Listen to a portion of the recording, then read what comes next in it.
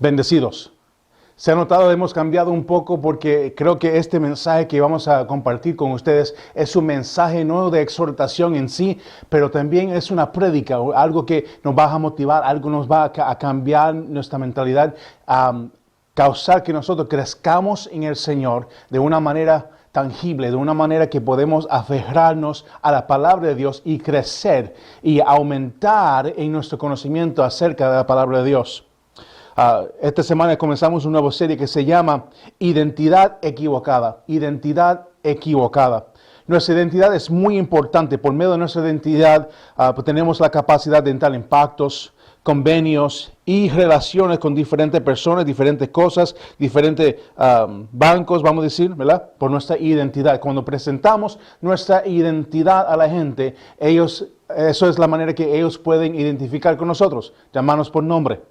Según el diccionario, identidad es la condición de ser uno mismo o de sí mismo y no otra. Entonces, la identidad equivocada es la condición de no ser uno mismo.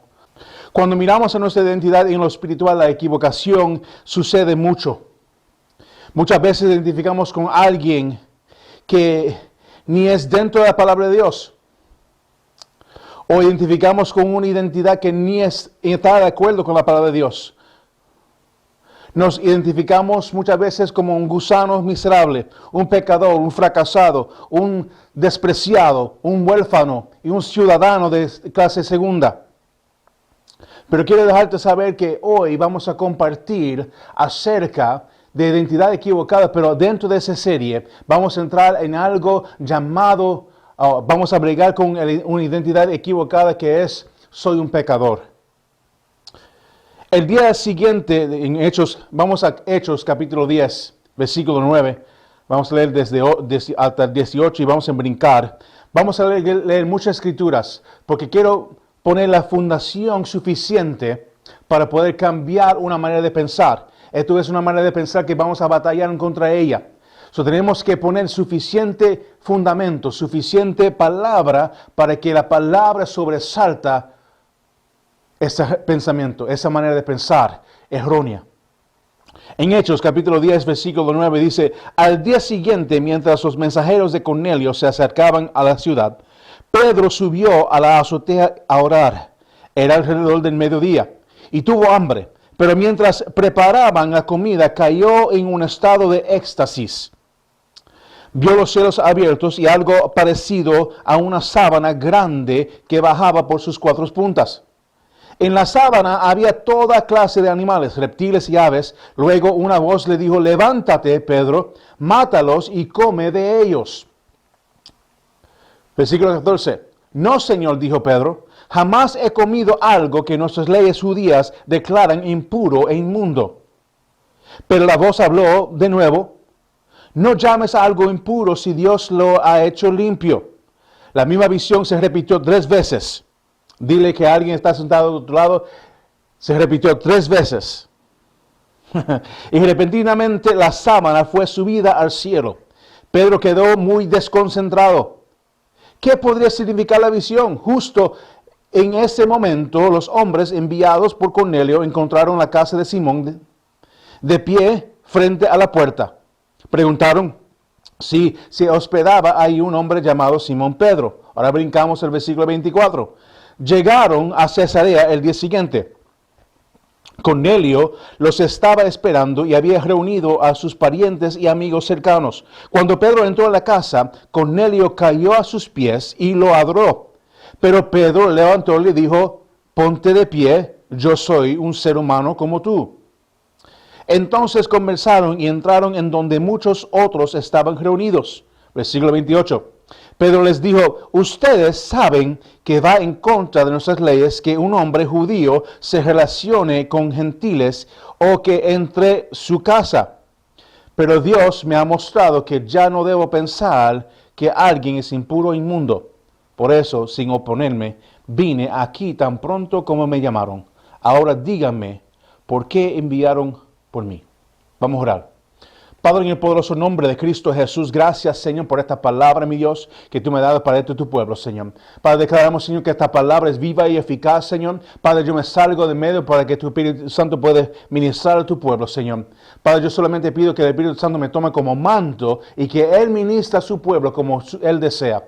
Padre, en el nombre poderoso de Cristo Jesús, estoy cuidadoso para darte a ti toda gloria, toda honra por cada palabra que vamos a compartir, cada revelación que vamos a revelar, porque hoy es el día, mi Dios, donde vamos a cambiar nuestra manera de pensar acerca de pecador. En el poderoso nombre de Cristo Jesús. Amén y amén. Como he dicho anteriormente, muchas veces nosotros pensamos que somos pecadores. Nos identificamos como pecadores. Decimos, nosotros somos solamente pecadores, salvados por gracia. Y muchas veces hemos identificado con esa identidad que es erróneo. Pero honestamente, ¿qué realmente estamos diciendo?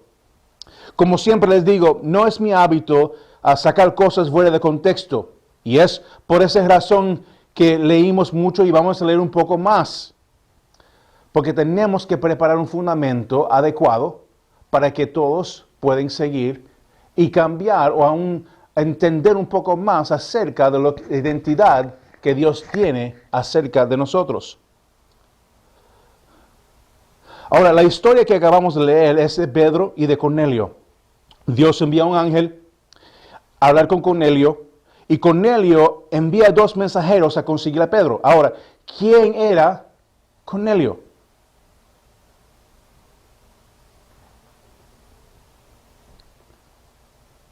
Cornelio era un centurión que era romano. Un centurión tenía normalmente más de 200 soldados que reportaron a él. Cada centurión era seleccionado por su dedicación, su habilidad de manejar su espada y su devoción a seguir órdenes sin preguntar. A seguir órdenes sin preguntar. Cornelio, la palabra dice, era muy reverente con el templo y los judíos, pero como romano es considerado gentil por los judíos. Según lo que dice en Hechos, Cornelio daba generosamente a los pobres y oraba a Dios con frecuencia. Esto nos deja saber que de alguna manera o de otra, Cornelio y su familia creyeron en el Señor.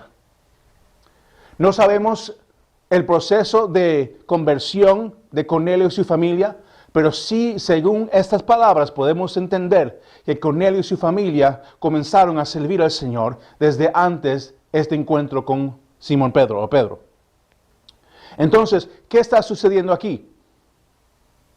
Hay un hombre que se ha convertido y muchas veces nosotros pensamos que tiene que llegar a un evangelista para evangelizarlo, para que él se pueda convertir, él y su familia. Pero en este instante no podemos ver en la palabra de Dios su manera de conversión. Ahora no sé si está viendo el programa AD, que ya se ha acabado, pero cuando grabamos esto, AD es un programa aquí en los Estados Unidos que hicieron en televisión, dando toda la historia de Hechos, no toda la historia, pero la mayoría de la historia en Hechos. Y me gustó cómo ellos representaron la conversión de Cornelio. Cornelio mató a un cristiano. En el momento de ese, un ángel le aparece a Cornelio y le habla y le confronta acerca de eso y él gime delante de Dios, él se convierte, su corazón es transformado, él cambia su manera de vivir y la manera de vivir de su familia, pero sigue siendo el centurión.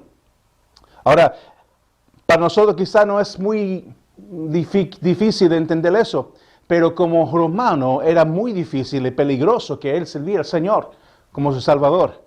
Recuerda, ellos estaban matando a los cristianos, estaban matando a la espada o ahorcándolo o crucificándolos a cada cristiano que confesaron que Jesús era su Señor.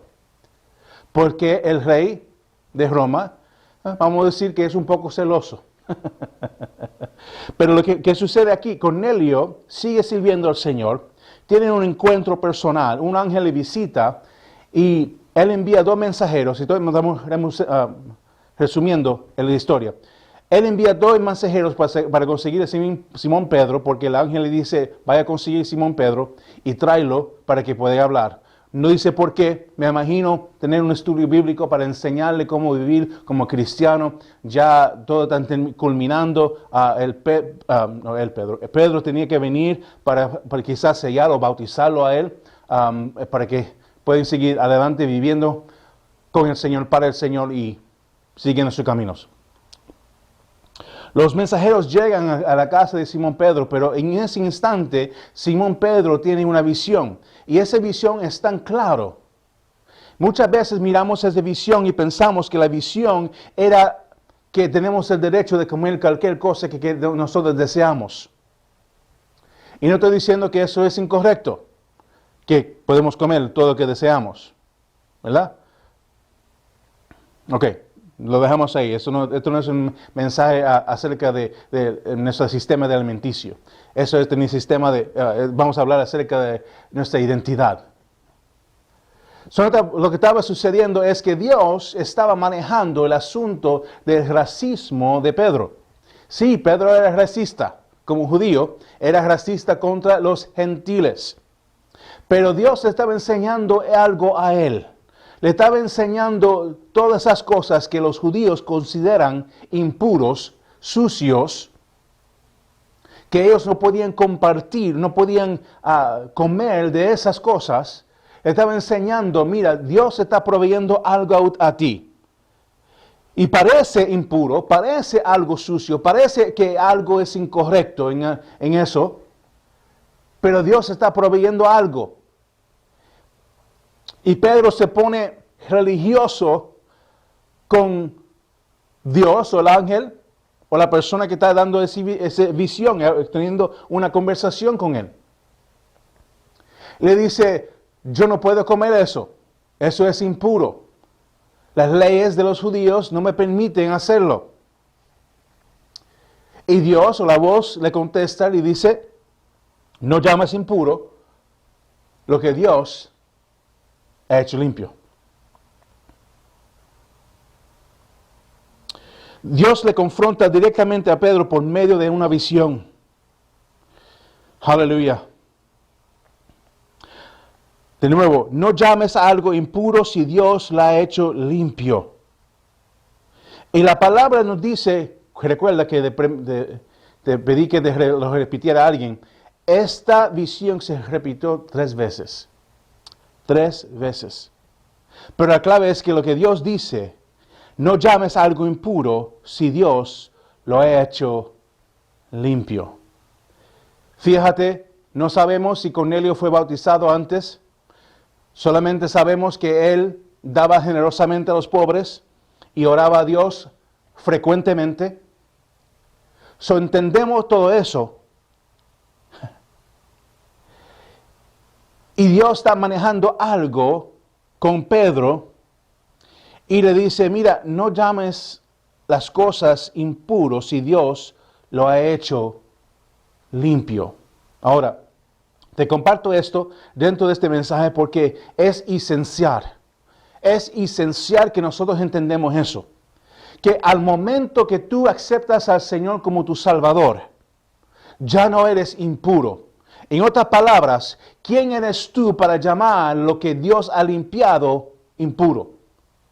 Llamarnos a nosotros mismos un pecador, es decir, que nosotros somos impuros. No estoy diciendo perfecto o imperfecto, esa es otra cosa. Estamos hablando acerca de la pureza de nuestra santidad, la pureza de nuestro corazón. Dios nos ha hecho, no quiero brincar adelante, Dios nos ha hecho algo nuevo. Ya Dios limpió a Cornelio.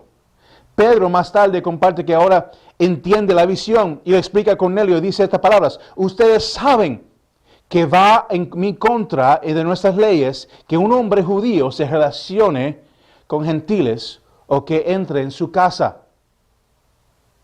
Pero Dios me ha mostrado que ya no debo pensar que alguien es impuro o inmundo. Dios le revela a él, Dios le revela directamente a Pedro que ya no puede pensar que alguien es impuro o un pecador. Y muchas personas nos han identificado, que somos pecadores, salvados por gracia. Todavía somos pecadores, somos todos pecadores. No, eso es mentira del diablo. Eso quiere robar tu identidad. Y vamos a ver lo que es tu identidad más tarde. Pero tenemos que bregar con esto primeramente, porque si no bregamos con esto, la mentalidad de pensar que somos pecadores, tenemos que, aleluya, seguir nuestra manera de pensar errónea. Vamos a seguir nuestra manera de pensar errónea. Tenemos que corregirlo, tenemos que manejar esto, tenemos que decir y decidir ya que ya no somos pecadores. Nosotros no tenemos el deber para llamarnos a nosotros mismos impuro o inmundo. Son otras palabras, una persona que ha sido limpiada por Dios, no tenemos el derecho de llamarlo inmundo o pecador. El pecador es impuro. La persona limpiada por Dios y la bella sangre de Jesús es puro. De nuevo, no perfecto, pero puro. El apóstol Pablo nos habla de eso un poco más claro en el libro de Romanos. Te dije, voy a estar dándote mucha escritura para que puedas fijarnos en la consistencia de la palabra de Dios. Y yo he preguntado, ¿dónde sacan esta manera de pensar? ¿Dónde sacan esta manera de que somos pecadores? Y sacan eso de una escritura que es fuera de contexto, si lo pone de esa manera, que no hay nadie justo. Pero está fuera de contexto. Pero vamos a Romanos capítulo 6. Vamos a leer del 1 al 4 y voy a brincar 6 al 11. Y voy brincando porque no es que las cosas en medio son importantes, sino queremos seguir adelante y no leer tanto y tomar mucho tiempo. Romanos capítulo 6, versículo 1 dice, ahora bien, ¿deberíamos seguir pecando para que Dios nos muestre más y más su gracia maravillosa? Una pregunta. Por supuesto que no. Nosotros hemos muerto al pecado, entonces, ¿cómo es posible que sigamos viviendo en pecado? ¿O acaso olvidaron que cuando fuimos unidos a Cristo Jesús, en el bautismo, nos unimos en Él, en su muerte? Versículo 4.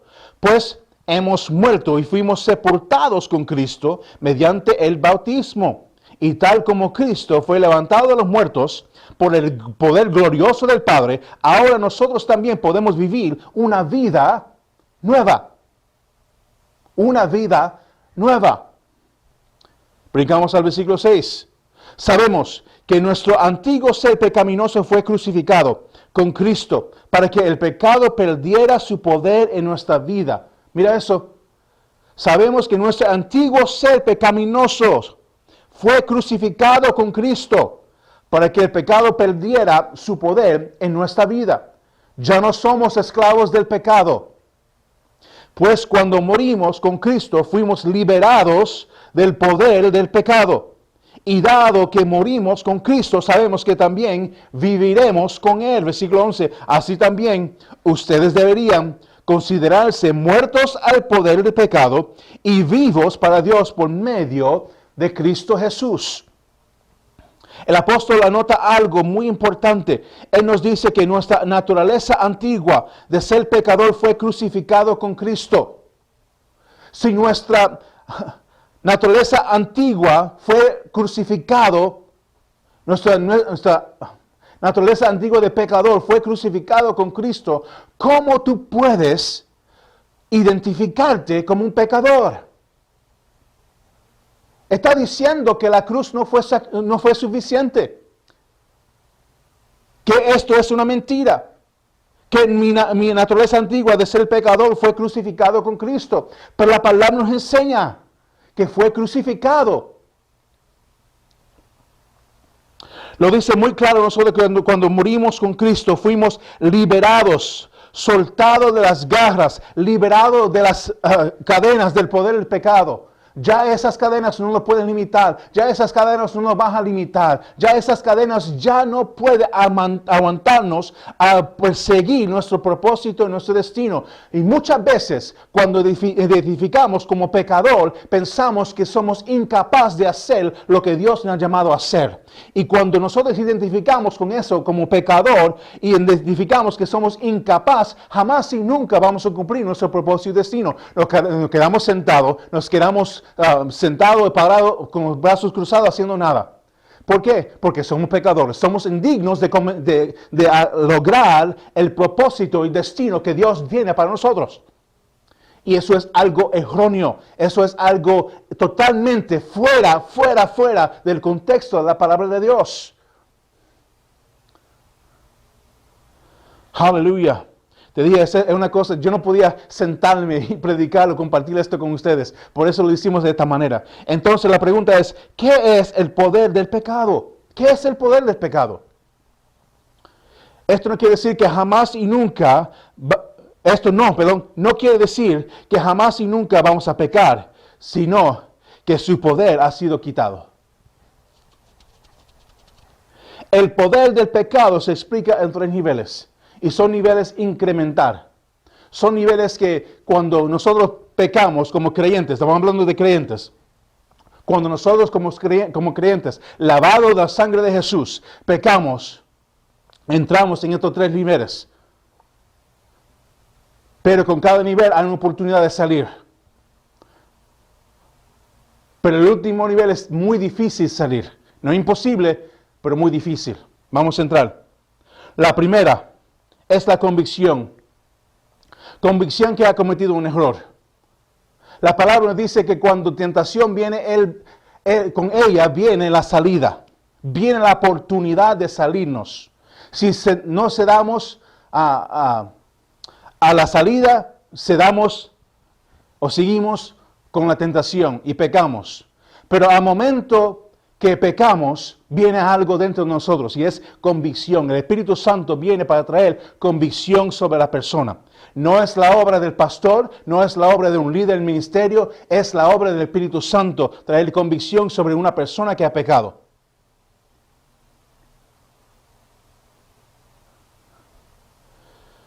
Si no cedes a esta convicción, llegarás al segundo nivel de poder del pecado. Y es si cedamos a esa convicción, cedamos y entendamos que hemos cometido un error, hemos errado, abogado tenemos para perdón y ser restaurado como nada ha sucedido anteriormente. Y podemos seguir adelante como que nada ha sucedido anteriormente. La segunda, condenación. Después de la convicción, si no cedamos a esta convicción, entramos en el nivel de condenación.